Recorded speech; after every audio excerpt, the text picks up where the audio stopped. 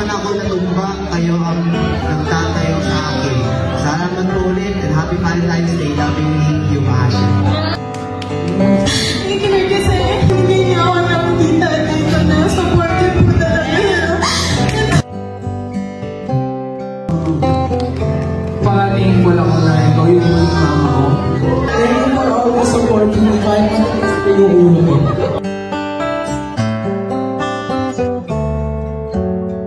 Sabi mama, salamat sa lahat ng mga sakripisyo niyo sa akin.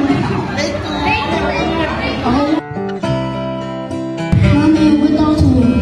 Naalan siya na ba? Lahat ang nabawas ko ako, sinusong-sanong sa kanya. Mami, alert lang ka ba? Bakit? Kasi sa umaga, pag nagsasalita, gising na ako. Ano po na? Ulam ni Mami, laging may kwento. Kahit simpleng ulam ay ang saya ng puso. Ang totoo, kahit di marunong magluto, nandiyan naman si Daddy na laging nagtuturo. Pag umano sa amin ay hindi natutunasan. Lagi po. Pag wala akong maluto, nandito ka, nandito para sa akin. Thank you Lord kasi nakaya kong makapag-graduate ako sa Ibo, si ate. Thank you, Lord, dahil si Mama yung naging mama namin. Lagi niyang pinakwento sa amin yun na, alam niyo ba, nagkakita ko lumaki kayo na God-fearing, pagsilbihan niyo si Lord. Maraming salamat po dahil nalaki niyo po kami at tinuruan niyo po kami sa magandang asa. Hindi ko po makakalimutan lahat ng mga magagandang turo at pangaral niyo po sa amin. Mama, salamat. Kung ano yung ginagawa ko ngayon, is nakita ko sa kanila. Kaya Nagpapasalamat ako kay Mama sa pagsuporta sa amin. Kahit nanay ka na, nagiging nanay ka pa rin sa ako. Mag-aalaga ng anak ko. So,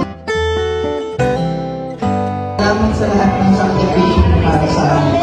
Mami, salamat sa pagsama mo sa mga prayer meeting sa akin. Masaya ako na ikaw naging nanay ko. At walang sinente ikaw naging nanay ko. At ang anak mo naging pastor. Maraming salamat sa Lord. Love you, Mami.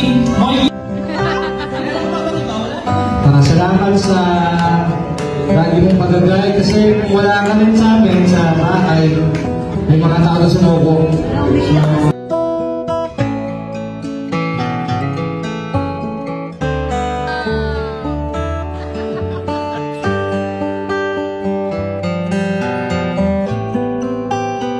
kapag wala nang ulam, na sumasayad si Daddy para makakain kami ng 3 beses sa isang araw.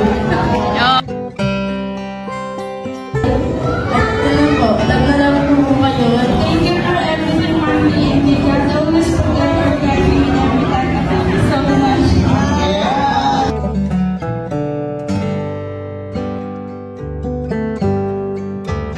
Dear Mom and Dad, I hope that you are happy and healthy and loving me every day.